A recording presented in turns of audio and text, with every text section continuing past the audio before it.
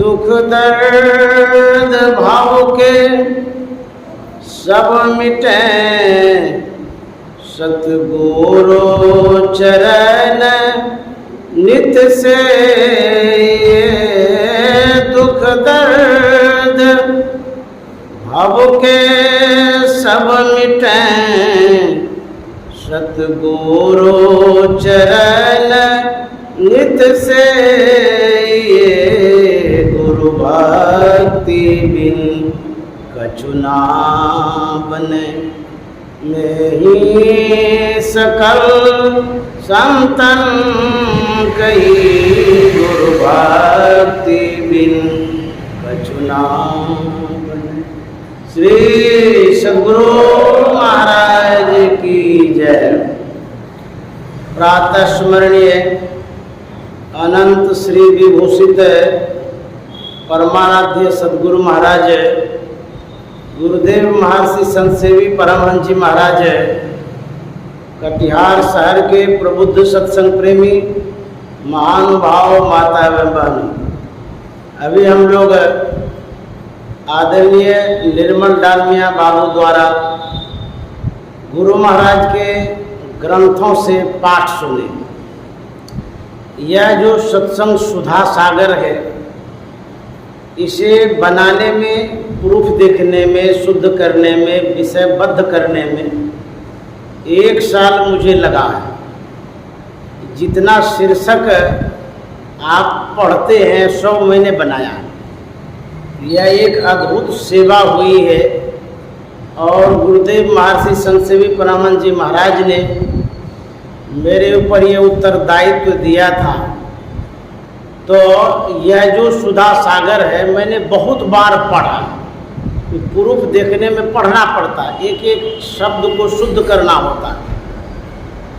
तो इसमें जो शीर्षक है कि संत लोग पश्चिम की ओर देखते हैं।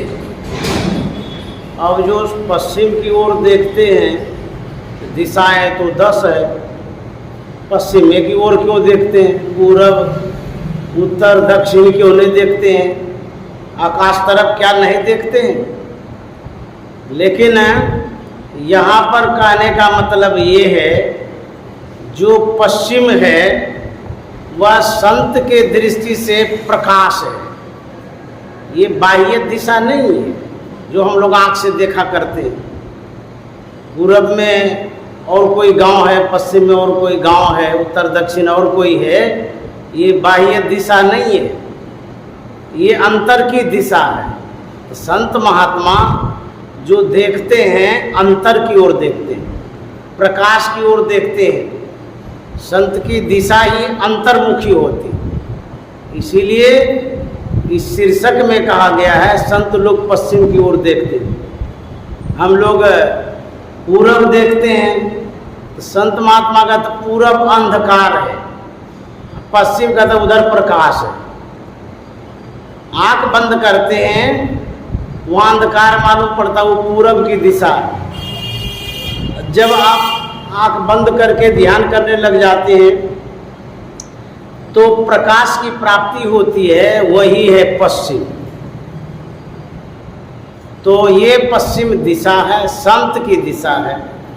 संत जिस ओर रहते हैं, हम लोग गुरु महाराज के वचन में सुन रहे थे कि कर्म हम लोग करते हैं, किस लिए करते हैं? प्रायः सुख पाने के लिए करते हैं, लेकिन दुख हो ही जाता है। पाना चाहते हैं सुख, हो जाता है दुख। इसका मतलब है जो कर्म हम करते हैं उन कर्मों में परिश्रम तो करते हैं, लेकिन वह कर्म कर जाते हैं जिसमें सुख नहीं है। तो संत महात्मा कहते हैं यदि सुख चाहते हैं तो पुण्य बना कर्म करना होगा। पुण्य में भी कहा गया जो आप सत्संग करते हैं, ध्यान करते हैं, परोपकार करते हैं, पूजा करते हैं, ये भी तो पुण्य ही है। पुण्य प्राप्त तो कर लेते हैं, लेकिन होता क्या है पुण्य क्षीण सोई देव स्वर्ग से नरक मार्ग, फिर नरक में चले आते हैं। यह जो पाप और पुण्य है, दो कर्म होता है,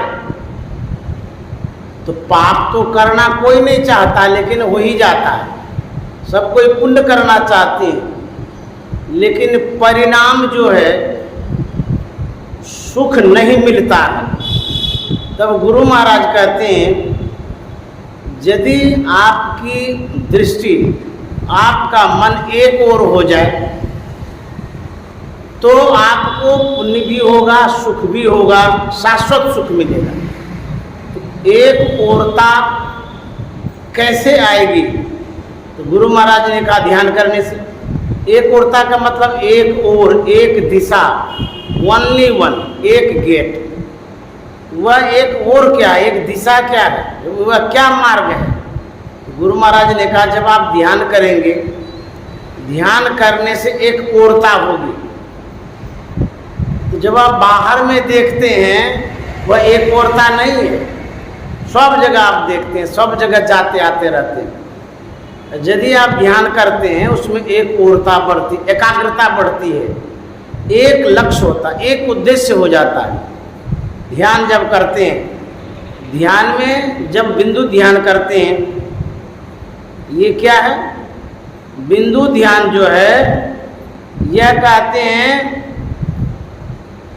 बीजाक्षरम परम बिंदु नादं तस्योपरिस्थितम सो शब्दं चाक्षरे क्षीणे निशब्दम परमं पदम। यह बिंदु जो है बीजाक्षर है। बीजाक्षर का मतलब हुआ जो अक्षर है, उस अक्षर का जो मूल उत्पन्न होने का कारण है, वो बिंदु है। अक्षर जो बनता है, अक्षर किसे कहते हैं? जो आप पढ़ते हैं उसको अक्षर कहते हैं, लेकिन जो भी आकार प्रकार है उसको भी अक्षर कहते हैं। जैसे लिखते हैं उसमें अक्षर बनता है ना, रेखा को अक्षर कहते हैं, आकार प्रकार को अक्षर कहते हैं। परम बहु परमात्मा भी अक्षर है। न क्षरतीति अक्षर है, जिसका क्षरण नहीं होता, वह रेखा जिसका समाप्तिकरण हो वह अक्षर नहीं है। लेकिन जिसका समाप्तिकरण नहीं होता है वही वास्तव में असली रेखा है और वही अक्षर है। वह अक्षर परमात्मा है। तो जब अक्षर बनता है, आकार प्रकार बनता है, वो बिंदु से बनता है। हम लोग यदि बिंदु की ओर देखेंगे, उसमें एक ओरता होगी, एक पॉइंट होगा, एक दिशा हो जाएगी। यदि आप एक तरफ देखते रहते हैं तो एकाग्रता भी बढ़ती है। पूरी दुनिया को आप देखना बंद कर दें, खाली बिंदु को ओर देखिए, आपकी एकाग्रता बढ़ेगी, एक लक्ष्य हो जाएगा, एक उद्देश्य हो जाएगा।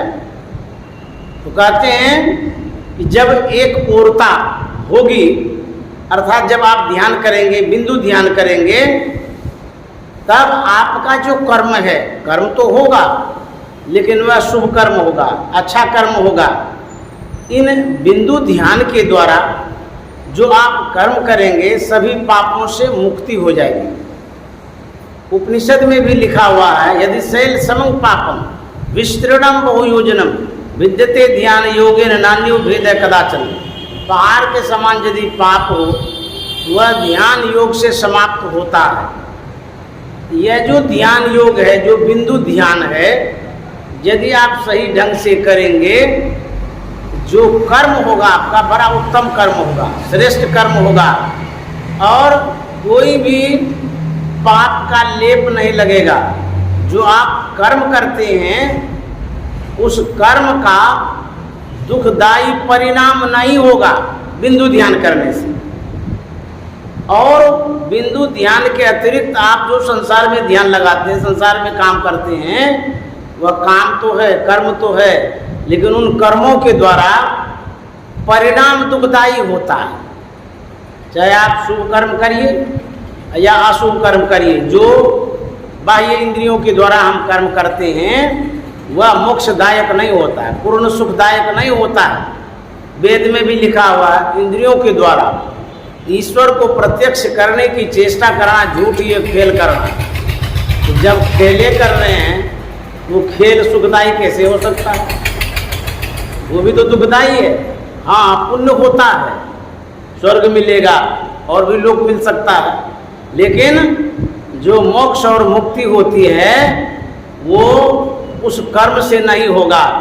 जब आप अंतर ध्यान करेंगे, बिंदु ध्यान करेंगे, थोड़ी देर के लिए भी यदि दृष्टि टिकती है, मन सहित यदि लक्ष्य में लग जाता है, कहते हैं कई जन्मों का पाप जो है ना कट जाता है। ध्यान की बड़ी महिमा, बिंदु ध्यान की बड़ी महिमा है। हम इस संसार में हैं, संसार में जो कुछ भी देखते हैं उसको रूप कहते हैं, जो कुछ भी सुनते हैं उसको शब्द कहते हैं। हम लोग रूप जगत में पसर गए, फैल गए। कैसे? देख देख करके। आप कहीं भी जाते हैं देख के ही नहीं जाते, कोई भी काम करते हैं देख ही के तो करते हैं। क्या आँख फोड़ लेंगे? नहीं नहीं, आप जो देखते हैं देखो दाखो ताको में, मतलब आवश्यक देखना है तो देखिए, जो दैनिक कार्य करना है उसके लिए देखना जरूरी है। जो भौतिक जीवन के लिए देखना है तो उसको देखना ही है, छोड़ेंगे तो काम नहीं चलेगा। कहते हैं ये जो रेखाएं हैं रूप, उन रूपों में, उन रेखाओं में हम बझे हुए हैं। फिर सिमटाव कैसे होगा? जैसे मान लीजिए आपका बिल्डिंग है, तो बिल्डिंग कैसे बना? बिल्डिंग पहले नहीं बना था, उसके पहले नक्शा बना था। नक्शा के पहले आपके मस्तिष्क में कुछ न कुछ स्फुरना हुई थी आकार प्रकार का। यहाँ लेटरिन बनाएंगे, यहाँ बाथरूम बनाएंगे, यहाँ डाइनिंग हॉल बनाएंगे, यहाँ किचन बनाएंगे, आदि आदि बातें आपके मन में चल रहा था। आप इंजीनियर से मिले, उनको बोले कि ये जो ज़मीन है, इतनी ज़मीन है, इसमें ये सब चीज़ बनाना चाहते हैं। आप अपने विचारों को इंजीनियर के सामने रखें, इंजीनियर के मस्तिष्क में बातें जो बैठ गई वो नक्शा बना दे, उसी को रेखा कहते हैं। नक्शा बना दिया, आपको दे दिया, उसी के आधार पर आप मजदूर मिस्त्री से बिल्डिंग खड़ा कर दी। ये जो आकार प्रकार बना, रेखा जो बनी, कैसे बनी? पहले आपके मस्तिष्क में उत्पन्न हुआ, नक्शा बना, उसके बाद आकार प्रकार बन गया। ये जो आकार प्रकार बन गया, इसी में आप रहने लगे। इसमें आपको सुख भी होता है, दुख भी होता है। कोई कोई कहता है वास्तुशास्त्र के अनुसार ठीक नहीं है, इसको उजाड़िए, तोड़ना चाहते हैं, तो दुख हो रहा है ना मन में। जिस रेखाओं में आप बजे हैं, जिस घर में आप बजे हैं, यदि वो दुख देता है, फिर आप क्या करना चाहते हैं? फिर इसका जो रूप है, प्रारंभिक रूप, सूक्ष्म रूप, बिंदु रूप, जब वहाँ चले जाते हैं तब ये रेखाएं समाप्त हो जाती है। और जो दुख था वास्तुशास्त्र वाला, वो भी समाप्त हो जाता है। क्यों? अब तो घर रहा नहीं, वास्तुशास्त्र वाला भी अपने घर चले गए। मेरे कहने का मतलब ये है,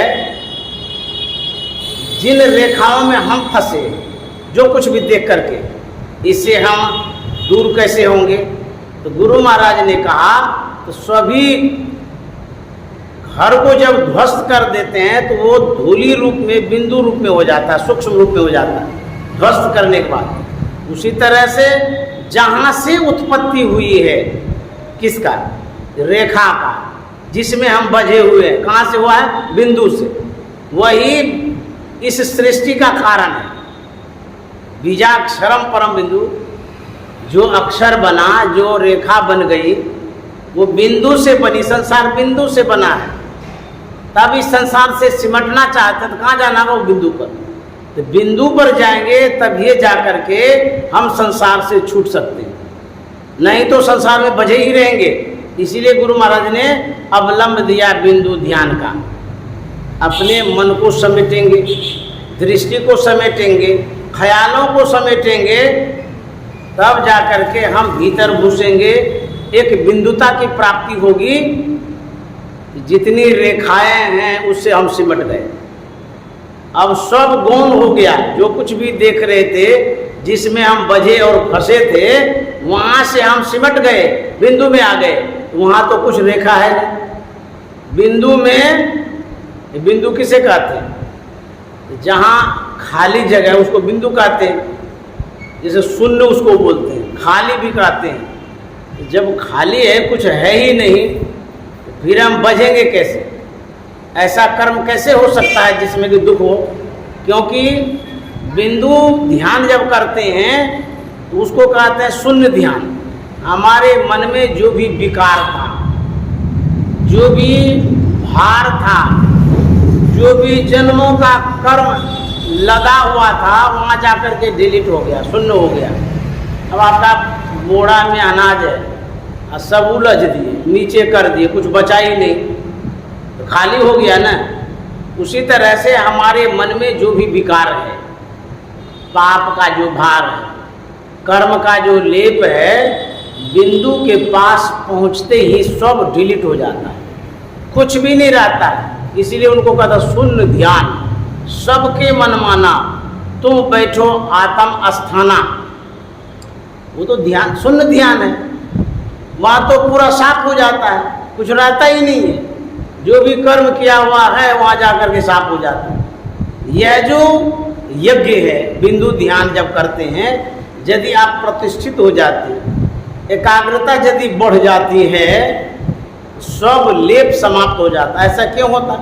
जैसे आप बाजार में जाते हैं कच्चा खुरपी पिजाने के लिए, वहाँ आजकल मशीन चला है, गोल गोल मशीन घूमता रहा। जैसे ही लगाते हैं, जो भी कजली है, मोटा धार है, सब समाप्त हो जाता, चकाचक हो जाता, धार बन जाती है, सब गंदगी समाप्त हो गई, धार हो गया, तीक्ष्ण हो गया।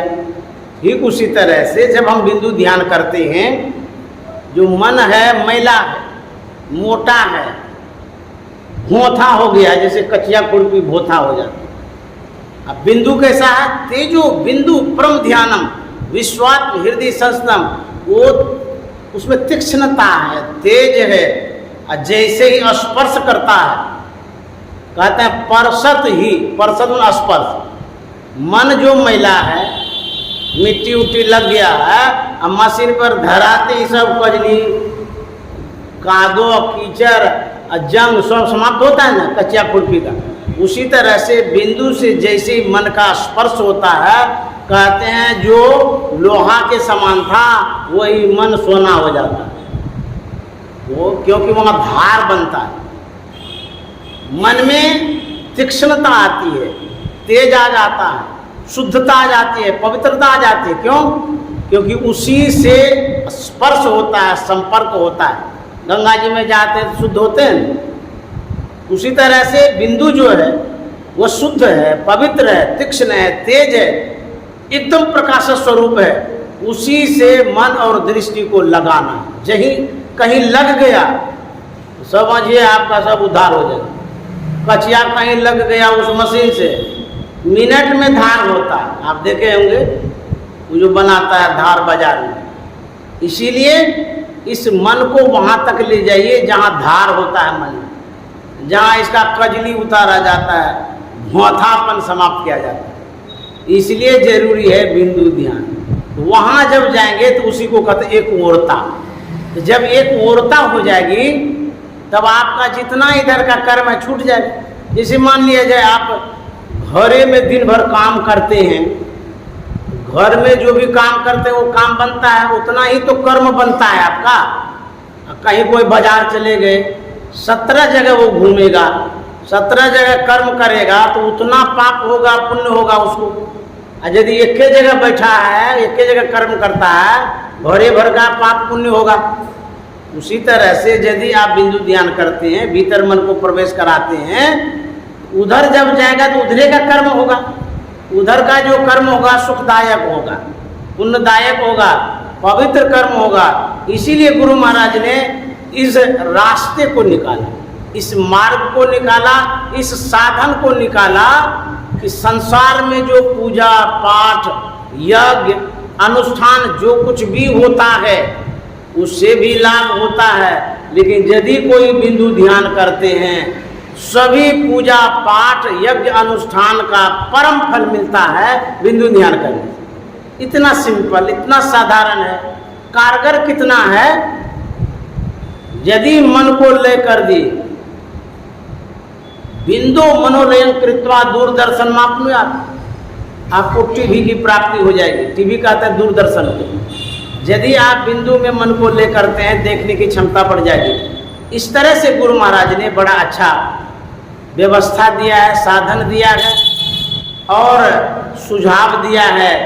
कहीं जाने की आवश्यकता नहीं है, दैनिक कार्यों को संपादित करते हुए और समय समय पर इस साधना को करें, जिससे परम मोक्ष और मुक्ति होती है और जितना पाप है सब छूट जाता है। और कहीं जाने की आवश्यकता नहीं, कुछ भी नहीं करना है, खाली बिंदु ध्यान आप करिए बढ़िया से। यही रास्ता जो गुरु महाराज ने दिया, मैं ऐसे महापुरुषों को नमन करते हुए आप लोगों को भी प्रणाम करता हूँ। आदरणीय निर्मल बाबू ने कहा था कि कल भी सुबह का सत्संग कर दीजिएगा, तो उनकी आज्ञा का पालन करते हुए मैंने थोड़ी देर के लिए सेवा किया। आप सबों को प्रणाम। श्री सद्गुरु महाराज की जय।